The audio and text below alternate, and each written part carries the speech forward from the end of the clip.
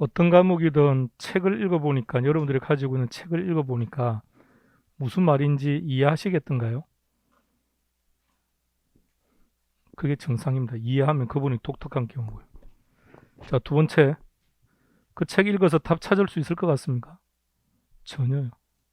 자, 그러니까 철저하게 시험 준비하자는 걸 좀 빨리 좀 그게 어떤 의미인지를 파악했으면 좋겠어요. 인강으로 학습하시는 분들도 마찬가지예요. 시험 준비하세요. 시험 준비.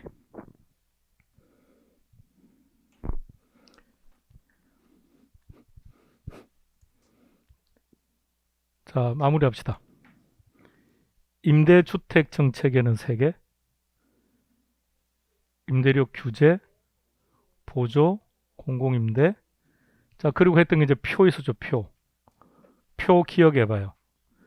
규제, 보조, 공공임대를 놓고 효과, 단기와 장기의 임대료와 공급량.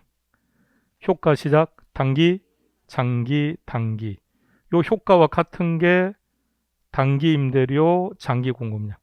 시험에 제일 많이 물어보는 게 장기 공급이에요. 근데 장기 공급 물었다고 장기 공급까지 가려고 하지 말아요. 그러면 조금 시간이 걸리는, 그냥 무조건 단기 임대료를 끝내버리면 돼요. 결론은 똑같은 거니까. 하락, 상승, 하락. 단기 공급량 일정. 그러니까 시험 지문에 단기라고 되어 있는데 단기의 공급량이 증가했다, 감소했다라는 표현이 보인다. 뭔 말인지는 몰라도 틀린 거예요. 그 다음 장기의 공급량이 불변이라고 되어 있다, 무조건 틀린 거예요. 증가냐 감소냐의 상은 달라지겠지만, 자, 장기 공급량 시작. 하락, 상승, 하락. 변하고 있죠. 그러니까 일정이라는 말이 너무 안 된다고요. 장기 임대료 회복. 그리고 임대료 규제만 암시장 때문에 상승. 자, 그 표를 하나 딱 기억하고, 그 다음 그 표에서 실제 임대료 규제 정책은 그 표하고는 관계없어요. 그 표를 물어보는 게 아니라 임대료 규제에서는 2개. 첫 번째, 높다. 아무런 변화 없다. 낮다. 부정적 변화. 어떤 게 부정적이지? 이런 생각 하지 마시라고. 그냥 읽었을 때 그냥 안 좋다. 안 좋으면 그냥 옳은 거예요. 자, 그 다음 추가로 2개 더 했던 게 초과 수요, 이중 가격. 우리가 팝콘은 꼭 영화관 갈 때만 먹지만 또 팝콘은 또 어디서 팝니까? 놀이공원? 그 놀이공원도 안 되고 그것도 비쌀 것 같은데. 편의점? 그럼 편의점에서 파는 그 팝콘하고 영화관에서 파는 팝콘하고 어느 게 비싸요? 똑같더라도 그게 비싸요. 그게 이중 가격이에요. 일단 제품은 같아야 돼요. 동일한 제품이 삼성전자 매장에서 파는 가전제품하고 이게 하이마트에 가서 파는 가격대가 서로 다르다면, 물론 전제는 안에 들어간 모든 질은 똑같다는 전제예요. 가격이 다를 때 그럴 때 우리는 이중 가격이라고 불러요. 여러분들은 수강료가 똑같을까요? 다를까요? 다르다는 걸 안 해요. 성격 안 좋으신 분은 좀 더 많이 냈을 거예요.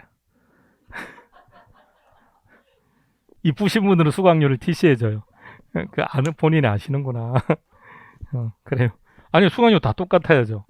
다르면 당연히 바로 문제가 생길 텐데. 그래서 우리 수강료는 이중 가격 아닙니다. 자, 그럼 두 번째 이제 보조금 들어갑시다. 자, 그림 잘 봐요. 좀 쭉 보세요. 뭐라고 되어 있는지. 항상 처음 시작할 때 별거 아닌데 항상 시작할 때 문제가 발생할 겁니다. 그래서 하나 딱 정리하고 갈게요. 누구에게 보조할까요? 그래요. 임차인이 아닙니다.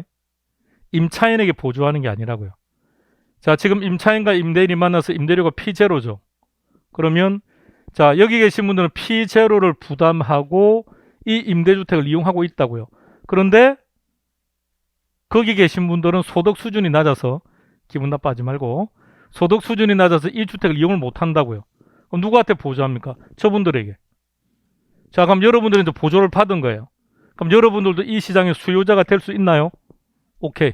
그래서 보조를 한 결과 수요는 증가할 수밖에 없죠. 그동안 이 시장에 진입할 수 없는 저소득층들에게 진입할 수 있는 자금을 보조하니까 이론상 실제로는 아주 적은 돈입니다. 그림 잘 보세요.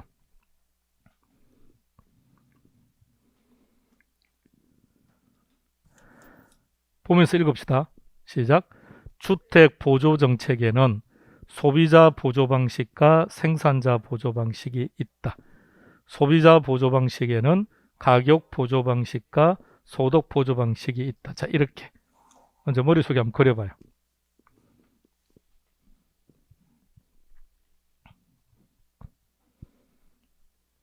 현재 우리나라에 존재하는 생산자 보조는 공공임대입니다. 공공임대는 누가 공급하는 거죠? LH, 경기도는요? 경기공사, 서울시는 또 SH 이런 데서 그런 데가 공급하는 게 생산자 보조입니다. 자, 소비자 보조 방식은 다시 이렇게 구분합니다. 자, 그 전에 이 둘을 잘 비교해 봐요. 소비자 보조와 생산자 보조 방식 중에 어떤 것이 임차인의 임대주택의 선택의 자유를 보장해 줄까요? 자, 이 경우는 이 주택이 마음에 들지 않는다고 하더라도 이사를 들어가야만 혜택을 보는 거죠. 근데 얘는 어쨌든 보조받으면 본인이 원하는 주택을 이용하면 되는 거니까. 지금 제시하는 표현 하나하나가 전부 다 시험 문제입니다. 임차인 주거지 선택의 자유를 보장한다. 얘는 뭘 준다고요? 돈으로. 얘는 뭘 주는 거죠? 바우처, 쿠폰.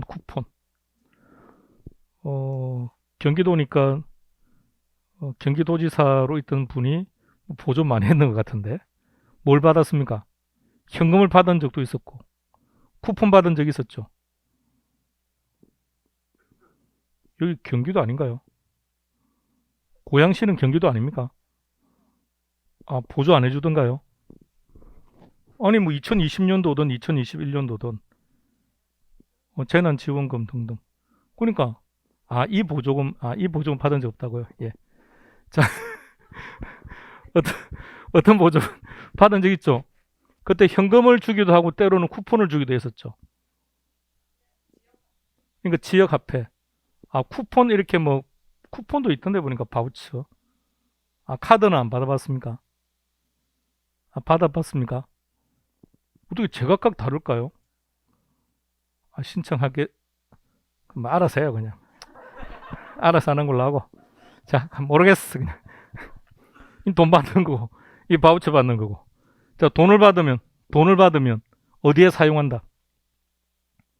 아니 여기서도 주택 보조 방식에서 현금을 받았다. 그럼 현금을 받은 임차인은 이 돈 어디에 쓴다? 어디에 사용하든 관여하지 않겠다. 어디에 사용하든 관여하지 않겠다. 바우처를 받았다. 어디에 사용해야 된다? 임대료 지급 이외에 다른 용도 사용 못한다. 자, 그렇다면 보조를 받는 입장에서는 어느 쪽이 좋을까요? 그죠? 소비자 입장에서는 이게 좋다고. 돈을 받는 게 좋죠. 그러나 정부의 정책적 입장에서는 뭐가 좋을까요? 어느 쪽이 주택의 질적인 수준을 좋게 만들까요? 이는 반드시 임대료 취급하는 데 쓸 수 있으니까. 그러니까 보조를 받으면 지금 살고 있는 데보다는 조금 질적으로 좋은 곳으로 이사 갈 수 있지 않습니까? 주택의 질적 수준은 유리해진다. 이 하나하나가 시험 문제입니다. 표현 다시 한번 쭉 보세요.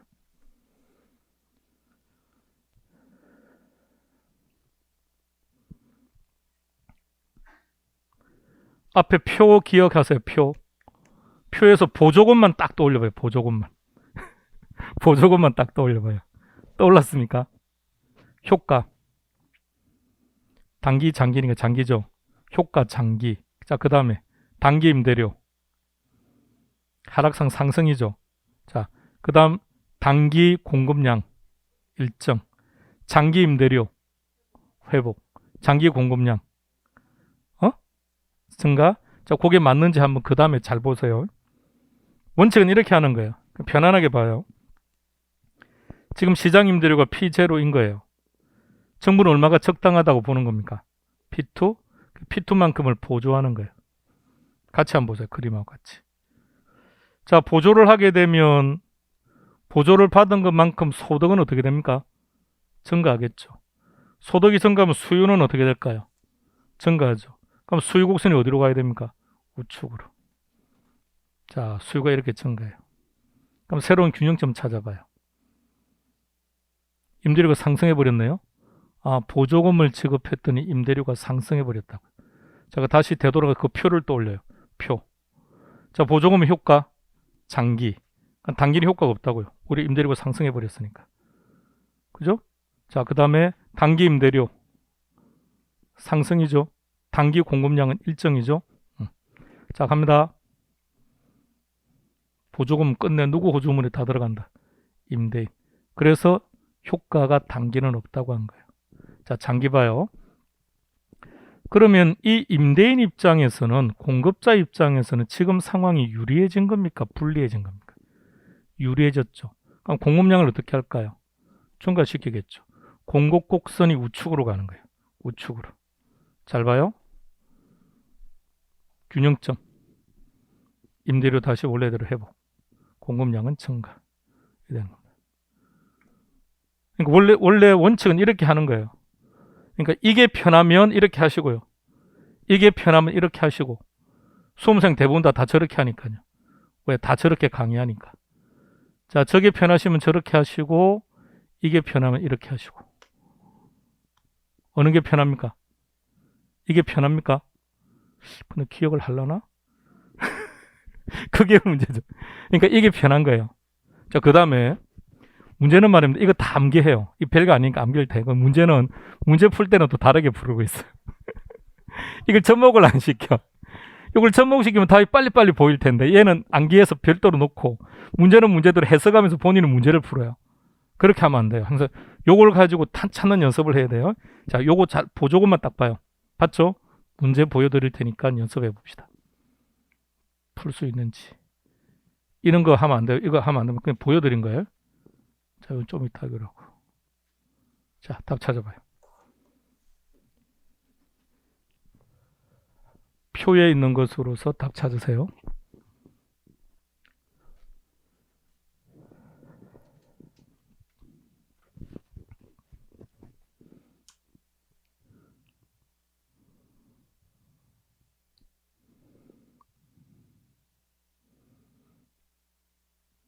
일 번, 2번은 됐죠? 예. 3번. 수요 증가했습니까? 보조를 받았으니까 통일 수요는 증가하겠죠. 수요가 증가하는데 공급이 감소한다는 것은 말이 안 되고. 자, 그거 무시하고. 자, 여기는 지금 단기, 장기라는 말이 일단 없어요. 4번을 잘 봐요. 4번에 단기라는 단어가 들어가면 4번 틀렸어요. 근데 단기인지 장기인지 말이 없어요. 그러면 생각을 해봐요. 자, 보조금을 지급했습니다. 자, 단기 임대료 전체를 말해. 단기 임대료 시작, 하락, 상승, 하락이죠. 그럼 장기 공급은 증가죠. 근데 장기 공급을 물어보더라도 장기 공급 가지 말고 단기 임대료를 결정하라 그랬어요. 단기 임대료가 어떻게 된다고요? 상승. 그럼 장기 공급은 어떻게 된다고? 증가. 자꾸 표를 가지고 답 찾는 연습을 하셔야 돼요. 그래서 익숙해지면 문제가 나오면 답 찾는데 한 2, 30초 정도 걸리면 답 찾아낼 거예요. 자꾸 그런 연습을 하셔야 돼요.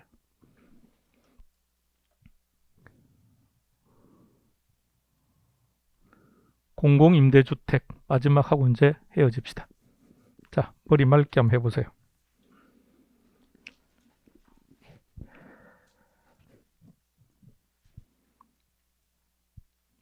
사적시장이에요. 막둥아. 사적시장이 뭡니까? 누나, 사적시장이 뭡니까? 어? 뭐라고?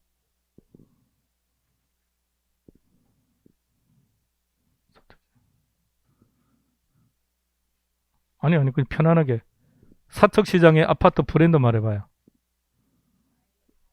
차이에서 하나 보죠? 또, 레미안, 좋아요, 또. 아이파크, 그래, 그게 사적시장이에요. 그게 사적시장. 그러니까 사적시장이 그게 사적시장이라고요. 그럼 공적시장은 브랜드 말해봐요. LHSH 이렇게. 자, LH 우리말로 말해요. 아파트 브랜드를 우리말로 말해요. 휴먼시아. 맞아요. 휴먼시아였던 적도 있습니다. 어디 가서 휴먼시아 그러면 나이 많다고 말해요. 휴먼시아 옛날 거 휴먼시아 자 휴먼시아 하다 또 휴먼시아 앞에가 뭐였습니까? 예? 그 주공은 옛날 거예요. 나이 진짜 많다는 얘기입니다. 대한민국에는 주공 없어요 이제. 지금은 LH와 한국토지공사와 주택공사가 합쳐졌기 때문에 자 다시 브랜드 고민은 브랜드가 LH인데 브랜드가 LH라고요. 휴먼시아 앞에가 뜰한채였습니까? 순수 우리말을 썼는데 뜰한채였죠. 그게 홀 이쁜 것 같은데 잘 안 먹히는지 휴먼시아로 바꾸더라고요. 또 휴먼시아는 또 무슨 말인지. 아이파크는 무슨 말입니까? 내가 공원이다 이 뜻입니까? 뭐 말이 탭대 이상해. 우리는 뭔가 영어를 갖다 붙여야 우리 애에서는 좀 이상하게. 다음에 그 브랜드 얘기 한번 마케팅 할 때 한번 해볼게요. 왜 그런 브랜드가 나왔는지. 그게 유럽에 있는 단어들 전부 다 그 사전적 의미는 맞아요. 뭐 공원이고 뭐 이런 것들 그걸 그대로 가져온 거예요. 가져와서 쓰다 보니까 우리는 이상하게 돼 있는데 어쨌든 그 이름의 원천들을 한번 마케팅 할 때 설명해 볼게요. 자, 잘 보세요. 그림부터. 사적 시장에서 수요자와 공급자가 만났습니다. 수요자와 공급자가 만나서 P0에 거래를 하고 있대요. 정부는 저 P0가 비싸다고 보는 거예요. 첫 번째는 P2를 받으세요라고 규제를 한 거예요. 두 번째는 P0에서 P2만큼의 차이 나는 금액을 보조를 해준 거예요. 세 번째는 너네들이 얼마에 받는지 관여하지 않겠다. 더 이상 정부는 사적 시장에 관여하지 않겠다. 정부가 주택을 공급하겠다. 얼마에? 정부가 희망하는 P2에. 사적, 공적, 질적인 수준은 어디가 좋다? 여러분, 현실과 이론의 괴리를 시험 공부할 때 인정 안 하시렵니까? 다시 갑니다. 사적 시장과 공공시장 어디에 질적 수준이 높다? 똑같다. 이 기본 전제, 질적 수준은 같다. 유사다 이렇게 보는 거예요. 앞으로 질적 수준을 더 높이겠다고 그러죠. 높여야죠. 그럼 생각해 보세요. 질적인 수준에는 차이가 없는데 임대료 차이는 여기 싸네요. 그럼 구태여 이 수요자들이 임차인들이 사적 시장에 머물러 있을 이유가 없죠. 이사 가겠죠. 그러면 공급된 것만큼 수요가 증가할 거예요. 수요가 증가했으니까 사적 시장의 수요는 감소했죠. 단기죠. 단기의 수요가 감소하고 단기는 공급은 일정이죠. 그러면 수요는 얼마? 9, 공급은 10, 임대료는 하락. 어디까지? 공적 시장의 수준까지 하락. 자, 다시 앞에 표로 되돌아가요. 단기 임대료 시작, 하락, 상승, 하락. 자, 이렇게 되면 임대인 입장에서 보세요. 유리 분리. 공급량 어떻게 할까요? 줄이겠죠. 얼만큼? 정부가 공급한 것만큼, 이론상이니까. 정부가 공급한 것만큼 공급량을 줄여버립니다. 자, 이거 단기 혜택은 다 본다는 거. 자, 공급량 보세요. 장기 공급량 감소해요. 그러면 장기 수요는 얼마죠? 9. 공급은 얼마죠? 9. 임대료는 다시 원래 수준으로 회복. 따라서 장기가 되면 공적 시장으로 이사를 간 임차인은 혜택을 볼 수 있지만 사적 시장의 임차인은 혜택을 볼 수 없다고요. 이 박스만 볼 거예요. 박스만.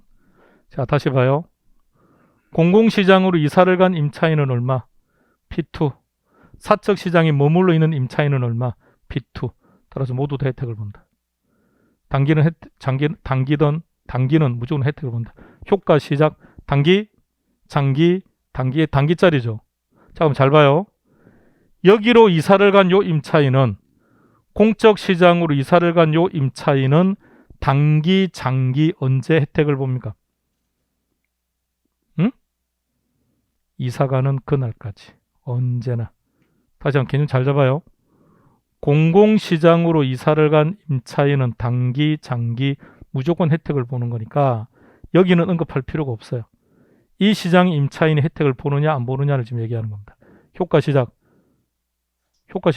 단기, 장기, 단기. 그럼 얘는 단기죠. 그러니까 단기는 혜택을 본다고요. 장기는 효과를 볼 수 없다고요. 질적인 수준 같다 그랬죠. 그죠? 그리고 공공임대만 가지고 이야기합시다. 어느 특정한 곳은 공공임대고 바로 옆에는 사적시장이다 보니까 사적시장에 있는 분들이 공공시장에 사는 LH에 살고 있는 그 중딩들이 고딩들이 이렇게 지나가는 거 싫어하죠. 그 담장 설치하고 막 한다고 하지 않던가요? 그래서 위화감을 조성한다고 지금 그렇게 하는 것이 아니라 같은 아파트에서 같은 동에 일정한 층수는 임대고 일정한 층수는 그냥 민간 임대입니다. 그래 구분해요. 그러면 공공임대는 마감재 대충 쓰고 일반 분양은 마감재 좋은 걸로 쓰고 이렇게 할까요? 그렇게 안 한다고요. 그러니까 질적 수준이 똑같다고 한 거죠. 자, 그렇다면 동일한 주택임에도 불구하고 임대료 수준은 어때요? 다르죠. 그래서 이중 가격이 나타납니다. 이번에는 사회 전체 공급량을 한번 봅시다. 자, 단기 정부가 공급량을 증가시켰죠. 근데 단기에는 공급량이 어떻게 된다고요? 일정. 정부가 공공임대를 공급하더라도 사적 시장의 공급량에는 아무런 변화가 없다는 거죠. 그럼 사회 전체 공급량은 어떻게 되었을까요? 증가. 자, 장기로 갑니다. 장기는 정부가 공급한 것만큼 공급량을 감소시켜 버렸죠. 그럼 사회 전체 공급량은 어떻게 됩니까? 일정. 원래 수준 그대로. 이렇게요. 이걸 가지고 이 그림은 그냥 한번 보여드린 거예요. 이거 기억하면 안 돼요. 자, 표에서 공공임대료 갑니다. 공공임대료에서 임대료 찾아요. 제목이 공공임대라고 해서 이 정부가 공공임대에 대한 이야기를 하고 있는 게 아닙니다. 지금도 사적시장 이야기하고 있는 거예요.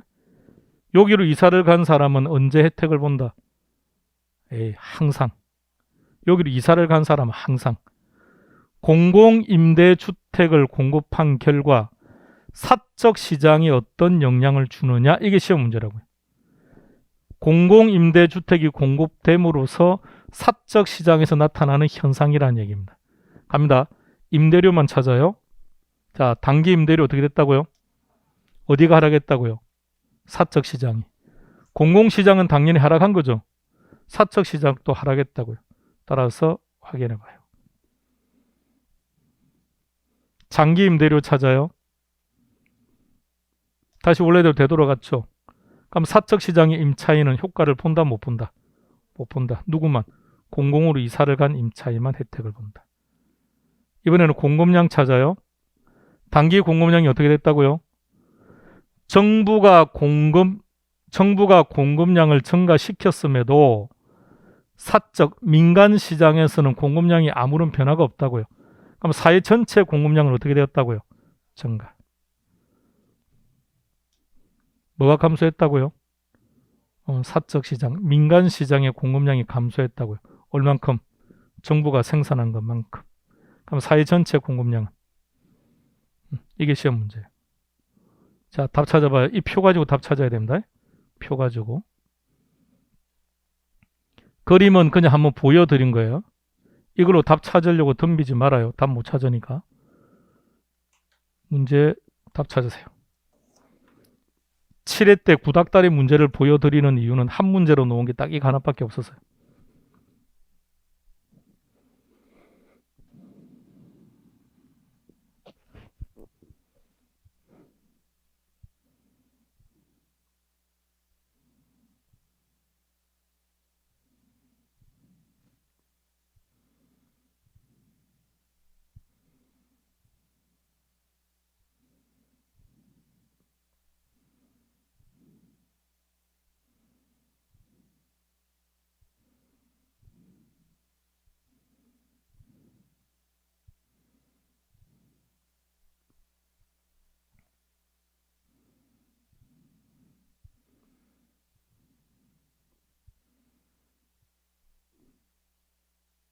무엇을 학습하든 항상 문제와 연결해요.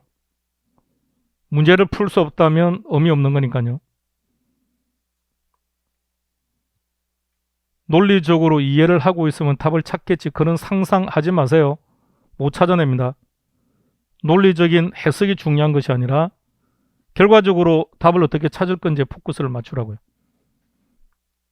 실은 여러분들은 전달하고 싶은 건 제일 앞에 있는 표만 딱 보여주고 답 찾는 연습만 좀 하고 싶어요. 근데 그러면 집에 돌아가면 뭐지 할까봐 모든 걸 다 지금 논리로 다 설명했는데 나중에 결과론적으로 보면 괜히 논리적인 설명 때문에 머리만 따뜻해진 거야. 자, 동그라미 1. 임대시장이 사적과 공공으로 분리된다. 맞죠? 사적 시장의 수요. 사적 시장에 있던 수요자 공공으로 이사를 가버렸죠. 그럼 사적 시장의 수요는 감소. 공공임대주택이 공급되는 지역으로 다른 지역으로부터 저소득 이 사람들이 이동하는 거죠. 정확합니다. 2번 뭘 물어봤죠? 3번은 뭘 물어본 겁니까? 단기 임대료 시작 하락 상승 하락. 4번은 뭘 물어봤죠? 장기 공급량. 장기 공급은 뭘 가지고 결정하자고요? 단기 임대료 시작 하락 상승 하락. 5번 갑니다. 뭘 물어본 겁니까? 장기 사회 전체 공급량. 단기 사회 전체 공급량은 어떻게 됐습니까? 증가했죠. 장기는 1점. 이렇게. 결론 이게 시험 문제라고요. 이런 문제의 답을 찾으려면 여러분들이 이렇게 논리적으로 해석하는 게 그렇게 유익하지 않아요. 답을 못 찾는다 아닙니다. 답 찾습니다. 시간이 많이 걸립니다. 궁극적으로 한순간 뭔가 삐그덕 해버리면 답 못 찾아냅니다. 그런데 이 표에 익숙해져야 돼요. 이 표에 익숙해지면 어떤 형태로든 답 찾아냅니다. 그래서 이 표를 만든 거예요. 다시 한 번 더. 임대료 규제는 요거 가지고 답 못 찾아요. 100% 어디서 논다고 했습니까? 규제 임대료가 시장 임대료보다 높으면 변화 없다. 낮으면 부정적 변화. 두 가지 추가로 더 초과 수요 이중 가격. 그 개념. 그걸 답 찾아야 돼요. 그 다음에 보조금 정책은 이 내용하고 보조금의 종류하고 이게 90% 보조금의 종류가 10% 공공임대는 여기서 100%. 그러니까 이걸 가지고 답을 찾는 연습을 해야 돼요. 궁극적으로 여러분들이 이거 다 암기해요.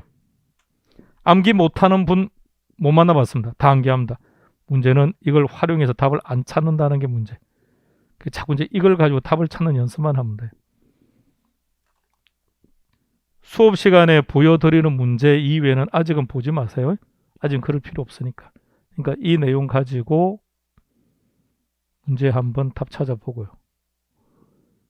그 표 가지고 이 문제 한번 찾아보고 그런 연습하시면 돼요.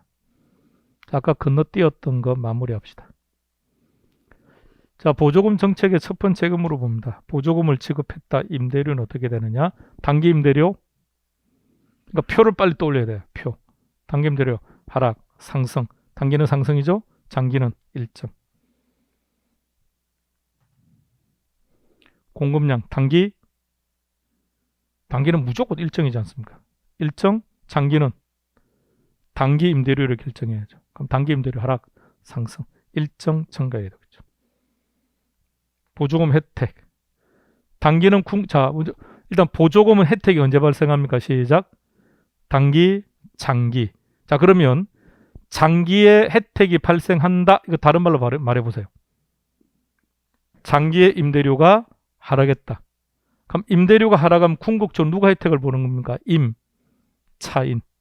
그러면 단기는 누가 혜택을 보던가요? 임대인. 네 번째, 임차인의 주거지 선택의 자유를 보장하는 쪽은 어느 쪽? 보조금은 크게 둘로 나누었죠.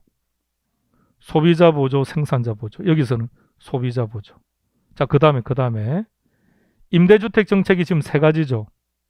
규제, 보조, 공공임대. 그 셋 중에서 주거지 선택의 자유를 보장하는 쪽은 보조. 생산자 보조보다는 소비자 보조가, 다른 정책보다는 임대료 보조 정책이 임차인의 주거지 선택의 자유를 보장한다. 항상 말했듯이 출제 유형이라고 제시한 게 시험 문제, 키워드라고 제시한 것들이 정답. 넘기기 전에 찍지 않을랍니까? 찍을 거면.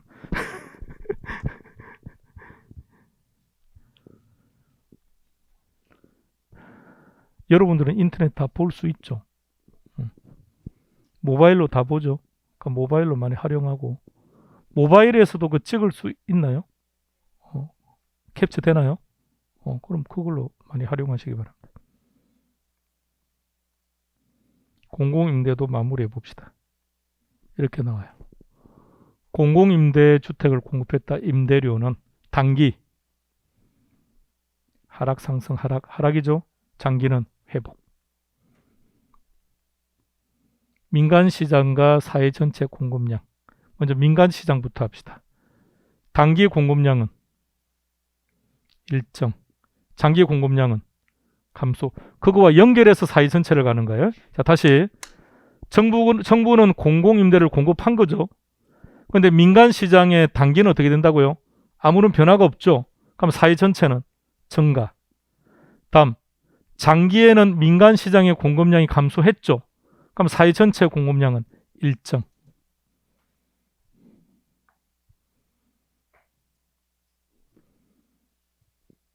혜택은 단기, 장기. 그냥 단기, 장기, 단기니까 단기에 나타나겠죠. 단기는 모두 다, 장기는 공공시장 임차임. 이게 시험 문제.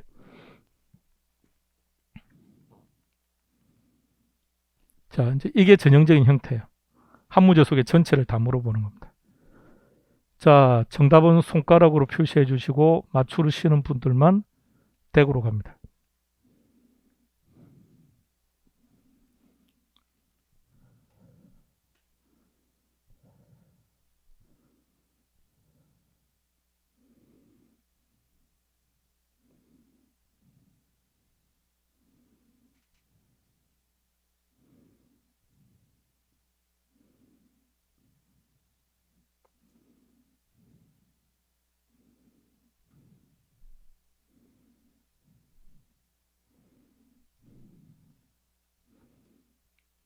오 번은 상식이죠.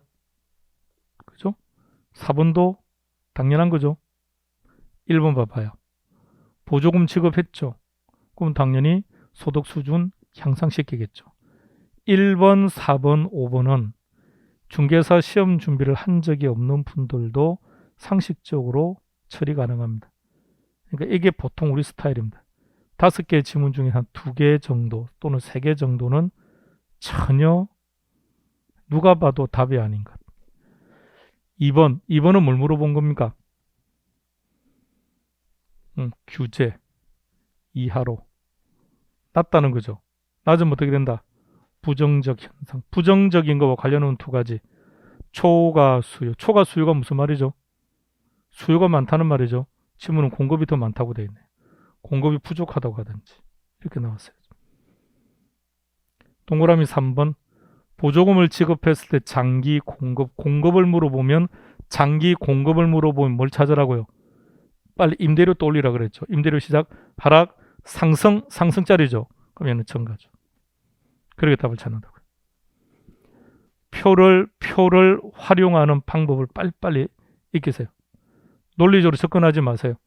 물론 평소 하나씩 할 때는 논리적으로 접근하는 게 편하다고 착각할 수 있습니다. 시험장 가면요 생각 안 납니다. 모의고사 보면 생각 안 납니다. 왜? 학습량이 점점 많아질 거기 때문에. 그러니까 철저하게 정답을 찾는 형태대로 학습하세요. 지식을 배우려 하지 마세요. 우리 지식 한번 서로 논해볼까요? 하고 싶은데. 잠깐만요. 이제 멘트의 적극적인 반응을 보입니다. 휴식 시간입니다에 대해서는 적극적인 반응이 없는데 수고했습니다 라는 멘트가 너무 적극적인 반응입니다. 와우, 집에 가야지 이렇게.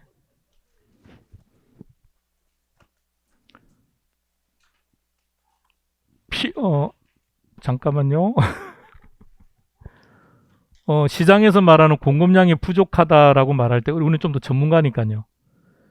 일반인들은 대충 쓰더라도 전문가들은 정확히 써야죠. 대한민국이 지금 공급량은 부족하지 않다고 했습니다. 대한민국의 주택 보급률이 이미 공식적으로 114%를 넘어섰습니다. 지금 120% 육박하고 있습니다. 20%의 공가가 존재하는 거예요. 자, 그런데 보세요. 대한민국 모든 국민들이 1가구 1주택을 실현하고 있고 미분양된 건 하나도 없어요.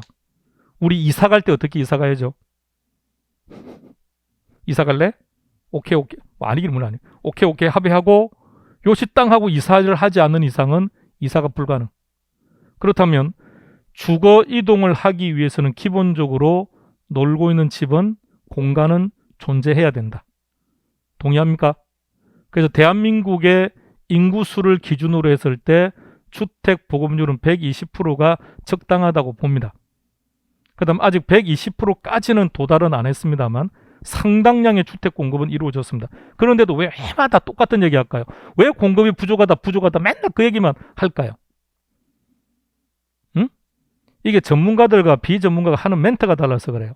공급량을 정확히 써야 됩니다. 우리는 전문가니까 신축 공급량이 부족하다는 거예요. 기존에 있는 주택의 공급량은 아무런 지금 문제가 없어요. 우리는요. 그 다음에 사람들이 원하는 곳에 주택의 공급량이 없대요. 그럼 어디를 원한다는 겁니까? 아니 이거 왜 자꾸 강남 하는지 모르겠습니다. 그럼 강남에 있는 시설을 강북으로 옮기면 되죠. 왜 강북에 있던 삼성이 강남으로 가냐고요. 그때 정부가 개입해서 가지 말라고 했어야죠. 그렇지 않나요? 100년의 역사를 가지고 있는 그 초등학교 이름 얘기는 하지 맙시다. 왜 그 초등학교 강북에서 강남으로 가냐고요. 가지 말아야지. 그럼 강북에 있도록 정책적으로 좀 혜택을 주고 정책적으로 지원을 해서 강남으로 안 넘어가도록 만들었어야죠. 다 넘어가게 만들어 놓고 그 다음에 뭐 강남의 공급량이 부족하대. 개뿔 부족하기는요. 남아 도는데. 우리 옆집에도 빈집 많아요. 자, 그럼 다시 한번 되돌아 생각합시다. 그러면 해마다 인구수가 증가를 하든 안 하든 관계없이 신축 주택은 필요하다고 말을 해요. 그게 0.005%. 0.005%. 그러면 고양시 인구수에 곱하기 0.005%를 하면 그게 항상 필요한 신규 주택 공급량이에요. 그게 없다는 거예요. 그게 없다는 것이고 우리 일산에서는 그 얘기 안 했습니다만 다른 데 실무특강 할 때는 대구가 위험하다고 해서 대구는 그 지표를 보면 공급 물량이 너무 많아요. 너무 많다고 했는데 지금 대구는 터져버렸습니다. 이제 장기적으로 갑니다. 단기간 해결 안 됩니다. 그런데 뭐 최근에 또 대구는 그러니까 외지에서 들어와서 그 주택을 산다고 하는데 물론 그렇게 해서 이제 미분양이 어느 정도 해소될 수는 있겠지만 외지에서 대구로 가는 게 맞다면 일단 이유는 잘 모르겠고요. 전형적인 투자자라면 안 들어갔을 텐데 어쨌든 단기적으로 해결하기 힘들 것 같고 그러니까 우리가 첫 번째 만났을 때 말했던 것처럼 고향은 그 신규 주택 공급량이 22년, 23년도에 없다는 얘기입니다.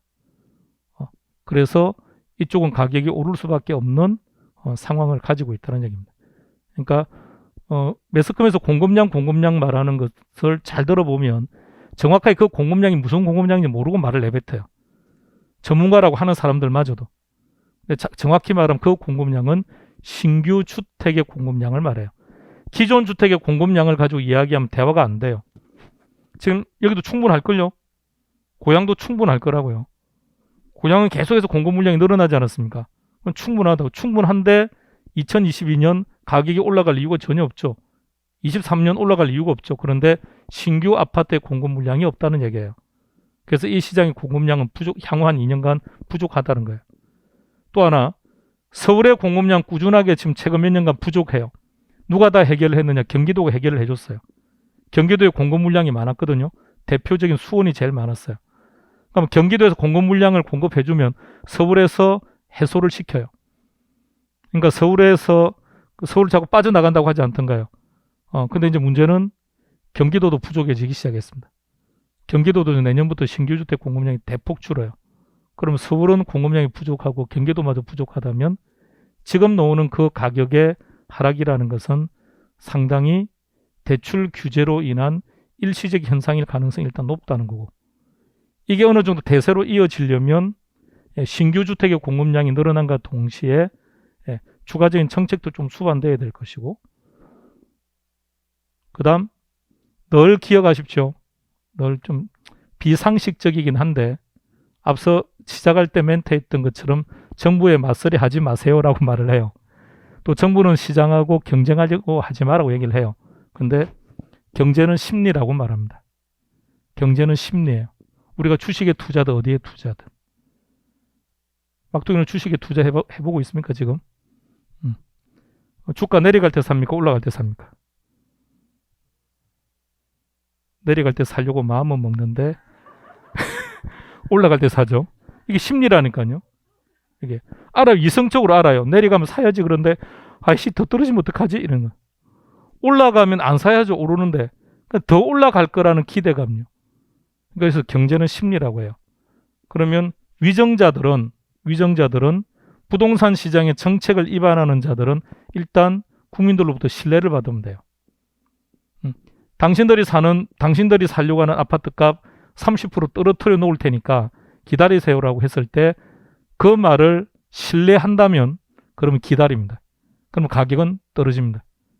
근데 이미 우리 마음속에는 그런 믿음이 많이 사라진 상황인지라 정부가 어떤 정책을 내어놓든 각자 알아서 움직이기 때문에 그러니까 최소한 중개사 시험 준비를 시작했다면 이미 우리는 전문가니까 매스컴에서 나오는 그 얘기를 가지고 귀 기울이지 말라는 얘기예요. 올라간다는데 내려간다는데 갑자기 급매물이 많이 나왔다는데 그런데 믿지 말라고요. 그리고 항상 경매에도 관심 좀 가지고요.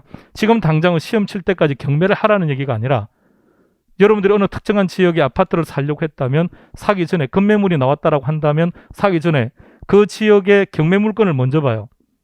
응? 경매 물건보다 걔가 비싸면 이건 여전히 급매물이 아닙니다. 최소한 급매물이 되려면 경매 물건 정도가 떨어져 주든지 그 이하로 떨어져야 돼요. 그러니까 경매 시장과 부동산 시장은 반비례로 움직여요. 일반 시장이 호황이에요. 그러면 경매로 물건이 나올 필요 없다는 것은 동의하시겠죠? 근데 시장이 죽었어요. 침체되었습니다. 그럼 이 거래가 잘 안 되는 게 이것도 지금 경매로 나와요. 그럼 경매 시장과 일반 시장은 반대로 움직이기 때문에 늘 우리가 전문가라고 한다면 이 가격에 대한 평가는 경매 물건과 같이 견주면서 봐야 돼요. 최소한 이제 우리는 그런 것들을 좀 분석할 수 있는 정도의 지식은 하나씩 좀 가져보자고요. 그래서 좀 답답한 면은 있어요. 이딴 게 아니고 좋은 건데 왜 중개사 시험 준비하시는 분들이 이런 걸 해야 되는지 잘 모르겠어요.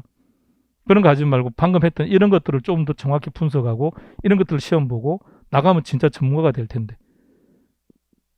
다음 주에 뵙겠습니다. 수고했습니다.